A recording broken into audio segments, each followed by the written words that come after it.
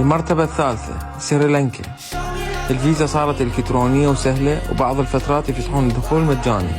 بلد سياحي بشكل مو طبيعي، من الشلالات للشواطئ، والأسعار أرخص مما تتخيل. المرتبة الثانية جورجيا.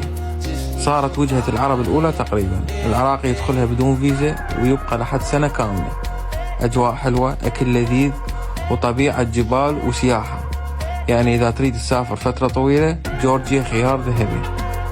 المرتبة الأولى الدومينيكا. يمكن أول مرة تسمع بها. جزيرة صغيرة بالبحر الكاريبي، والجواز العراقي يدخلها بدون فيزا لمدة 21 يوم. تخيل بحر، نخيل، وأجواء استوائية فخمة بجوازك بس.